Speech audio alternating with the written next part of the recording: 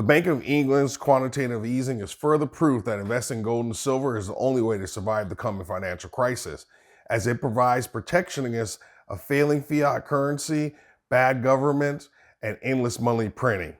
Before we dig in and I share my assessment and a plan to address our current situation, yep, you guessed it, story time. I know, quit complaining.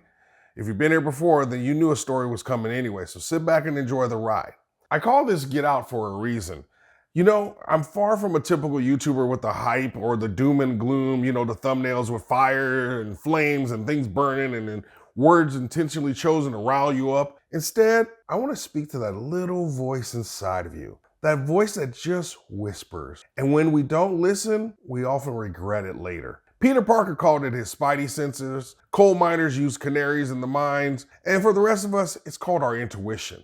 That ability to understand something immediately without the need for conscious reasoning. I love the movie Get Out by Jordan Peele, and it serves as a great reminder of how often we see things and we feel things and we just shrug them off. And then we look back on it later and we go, oh my God, I should have seen that coming. Without ruining the movie too much, early on we see the main character Chris have a number of interactions that gives reason to pause and to be concerned, like most of us, but he continued on anyway. Remember the incident where they hit the deer and then him seeing the black groundskeeper and housekeeper, and then he did the tour with the girlfriend's father and then the interaction with the little brother, and then that odd cocktail party, and then he sees another black man that seems familiar who then gives him the official warning to get out.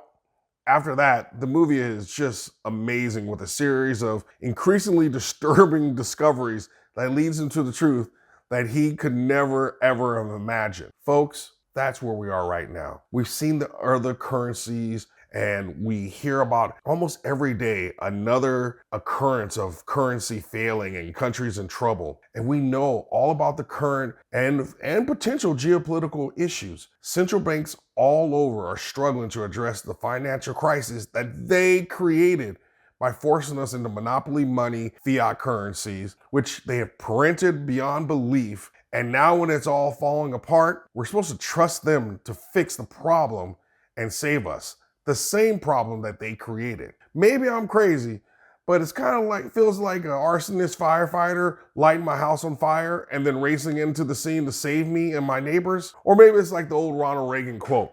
The 9 most terrifying words in the English language are, I'm from the government and I'm here to help. Forgive me, but I don't know, but I'm pretty certain that I don't want their help. And I know what their help looks like and what it feels like, and it doesn't feel good. Some of you may remember the story I told you once before about an uncle and his nephew walking down the street. So if you heard it, just hold tight here. But they're walking down the street and the young nephew sees these 2 dogs having sex. And the kid asked the uncle, what are those dogs doing? And the uncle didn't really want to explain the situation.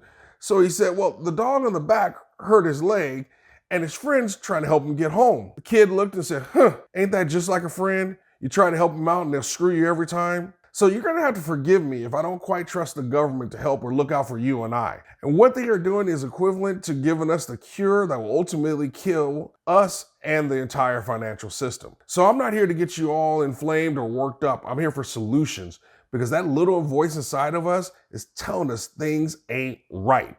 And it's imperative that we do something now. Undoubtedly, we're all stackers, and we know that the only true safety is in our physical gold and silver. And if you don't hold it, you don't own it. But I want you to think about your metals as your first and your last line of defense right now, or even bookends to how we are going to survive and navigate what's ahead of us. Almost every channel on YouTube is going to tell you that, but I'm also going to give you some things that I want you to start working on today, not tomorrow, today, as we truly don't know how much time we have. As John Wooden says, we need to be quick, but don't hurry. Here are 10 things I want you to take care of. 1, your financial balance sheet.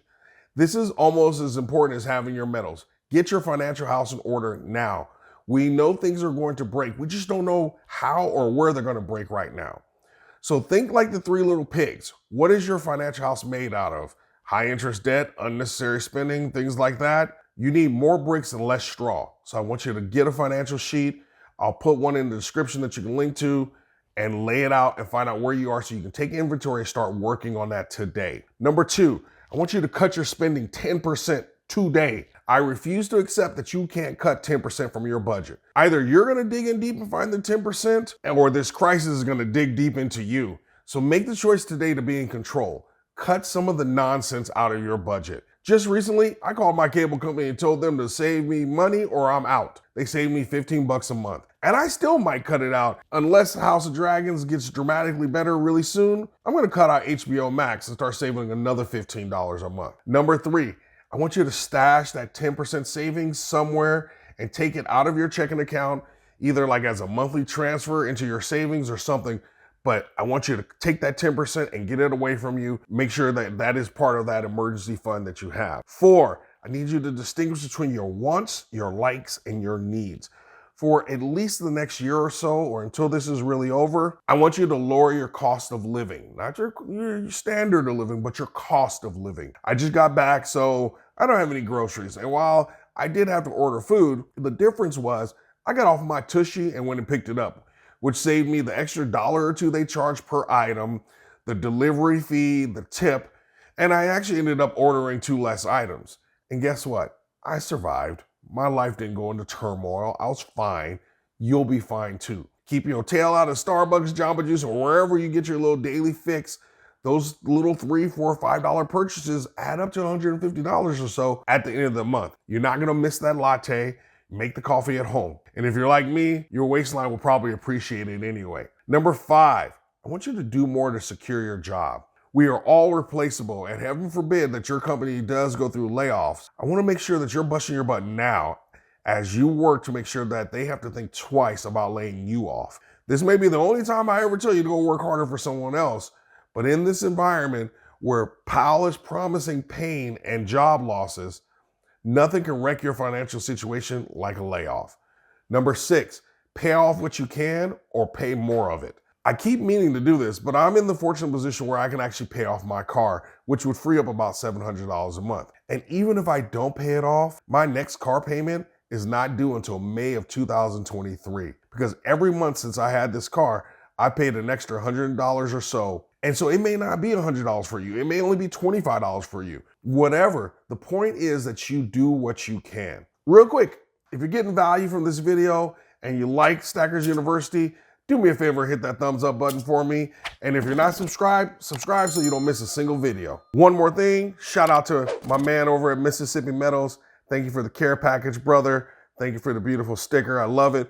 Y'all get over to Mississippi Metals, check them out. 7, get your excess cash out of the bank. If the credit markets freeze or something crazy happens, you do not want several $1,000s sitting in your bank and your bank telling you that you can only take out $300 a day. Leave some cash in there, of course. But again, we have no idea how this is going to play out. And so I want you to have that cash on hand available for you in case there's an emergency. Number 8, get you a side hustle. I don't care if it's taking surveys online, serving as an online English tutor, walking dogs, house sitting. Have something just in case. Something that can help you get out of debt or heck, even buy more metals or save up more money. Have a little bit of a side hustle to help offset anything that happens here, especially in this highly inflationary environment. Number 9, 1 month from now, I want you to go cut another 10% from your budget. Yeah, you should feel that cut, but you'll be okay. I promise.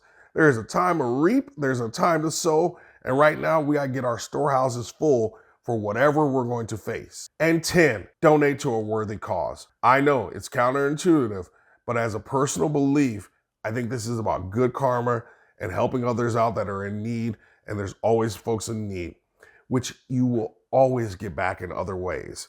As I always tell people, the act of giving and receiving are the same motion. So be free, give to someone for good karma, and you'll find very wonderful, positive things will happen to you. Frankly, folks, there's no big ending to this video. I'm begging you to take action now. Get out now. We don't know when or how this is going to play itself out. But every day you get to make a choice and choose what you want for your life. And understanding what is coming, and we don't know how it's going to play itself out, I need you to do things today, every day going forward, to make sure that you are prepared for whatever happens. In the comments section, share one thing you're going to do to prepare and to get yourself out. Do you have any suggestions for other folks? As always, you're my A+ students for staying this far. I appreciate your time. Always stack smarter and never stop learning.